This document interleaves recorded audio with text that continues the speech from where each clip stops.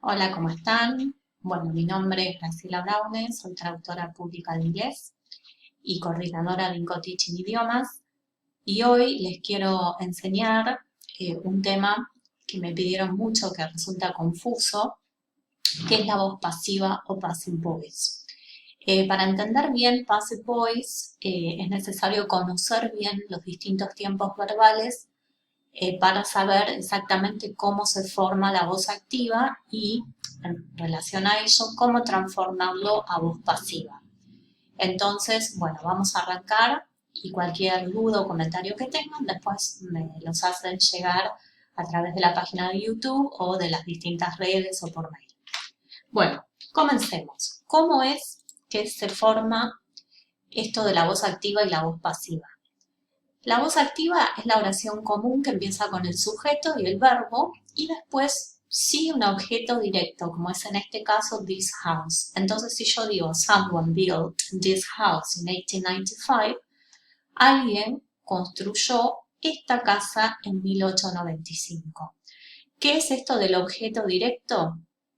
Es el que responde a la pregunta ¿qué? Es decir, ¿qué construyó en 1895 esta casa? Entonces, que construyó esta casa es el objeto directo. Cuando yo quiero transformar esta oración a voz pasiva, ese objeto directo va a pasar a ser el sujeto. ¿Ven? This house pasa a ser el sujeto de la oración. This house was built in 1895. ¿Para qué se utiliza? Ahora vamos a ver, pero es para resaltar otro tipo de información. Es decir, en la voz activa yo tengo que alguien construyó la casa, no sé quién, ni tampoco es importante. Cuando yo transformo la oración, lo que a mí me importa resaltar es que esta casa fue construida en 1895. No importa quién lo hizo porque tampoco tengo esa información concreta. ¿Cómo sabemos que la oración está en voz pasiva? Porque va a haber un verbo to be y va a haber un verbo en la tercera columna. Ahora vamos a ver bien qué ocurre y cómo se forma exactamente. Entonces, utilizamos la voz pasiva cuando el verbo es transitivo. ¿Qué quiere decir transitivo? Que necesita de un objeto, ¿sí? Es decir, siempre responde a la pregunta ¿qué? Y hay algo. No es importante saber quién hizo la acción. Por ejemplo, en el caso anterior que teníamos someone, no es importante saber que lo hizo alguien porque tampoco tenemos una información precisa. O queremos enfatizar otra parte de la oración que es lo que les contaba anteriormente. Se utiliza mucho en carteles para resaltar la información de interés y también en los titulares de los diarios. Habrán visto, por ejemplo, carteles donde diga smoking is prohibited in this mall or smoking is banned in this mall, que está prohibido fumar en este shopping o en este centro comercial. Cars parked here will be removed. Los autos estacionados aquí serán retirados. En general, cuando traducimos al español, no usamos literalmente la voz pasiva tal cual aparece en inglés, sino que usamos mucho la estructura se, como se prohíbe fumar, se llevarán los autos que están estacionados aquí, en vez de los autos estacionados aquí, serán retirados o removidos. Eso, bueno, es algo simplemente a nivel técnico. Cuando uno estudia, lo que primero hace es tratar de traducirlo literalmente, pero si queremos sonar un poco más naturales, bueno, usaremos más la estructura C. ¿Cómo se forma? Se forma con el verbo to be, que el verbo to be va a ir en el tiempo de la oración principal, es decir, si la oración principal, como en el primer caso vimos que era someone built this house, estaba en pasado, la voz pasiva también va a estar en pasado. Entonces, el verbo to be en el tiempo correspondiente más el participio, que es el verbo en la tercera columna.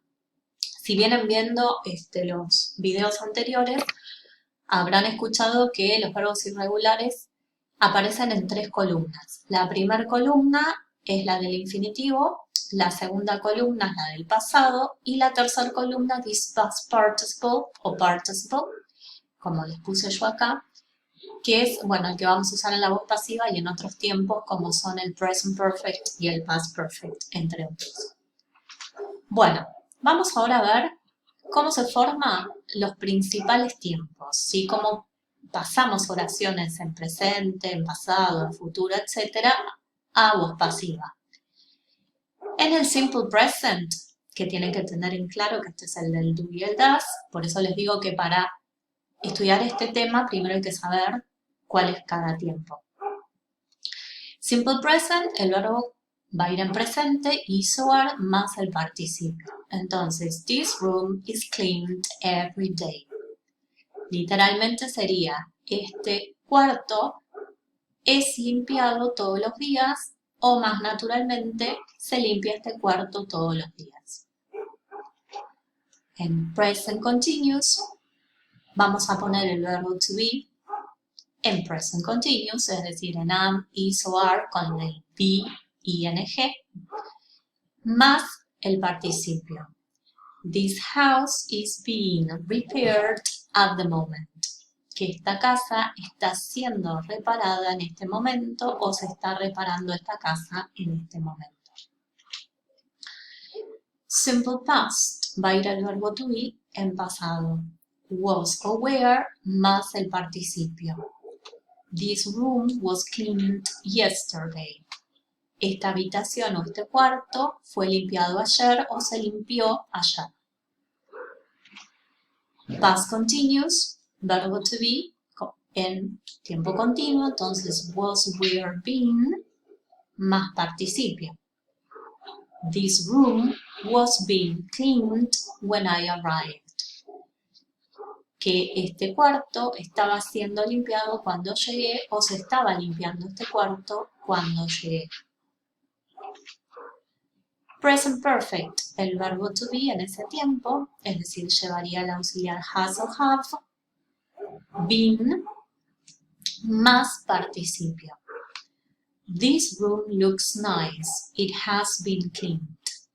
Esta habitación se ve linda, ha sido limpiada o se ha limpiado. En el caso del past perfect, bueno, nuevamente el verbo to be va a ir en este tiempo, es decir, had been, más participio. This room looked awful, it had been modernized. Esta habitación se veía horrible, pero ha sido modernizada. Entonces, fíjense en que lo importante aquí es que el verbo to be va en el tiempo que corresponda a la oración activa y después siempre va a ir un participio. Entonces, cuando tengan verbo to be más participio, tengan certeza de que están en voz pasiva. Simple future. El verbo to be en futuro, will be más participio. This house will be modernized. Cuando hablamos de modal verbs, los modal verbs son esos verbos especiales como pueden ser can, must, should, que no siguen las reglas comunes, digamos, de los verbos, van seguidos de infinitivo, entonces tenemos el verbo to be y el participio. Por ejemplo, this problem can be solved. Este problema puede ser resuelto. Acá les dejamos algunos ejercicios para que practiquen si quieren y luego pueden poner las respuestas en los comentarios para que los veamos y les digamos si está bien o no, porque en el caso de que no esté bien, qué es lo que falló. Y bueno, para que tengan otra forma de práctica, también nos pueden solicitar ejercicios gratuitos escribiéndonos en nuestro mail para más práctica. Bueno, muchísimas gracias por permitirnos crecer, aprender y enseñar todos los días. Y bueno, los esperamos en nuestras redes sociales de Instagram, Facebook, Twitter y LinkedIn para seguir acompañándonos y para poder seguir transmitiéndoles nuestros conocimientos. Muchísimas gracias. Nos vemos. Chao.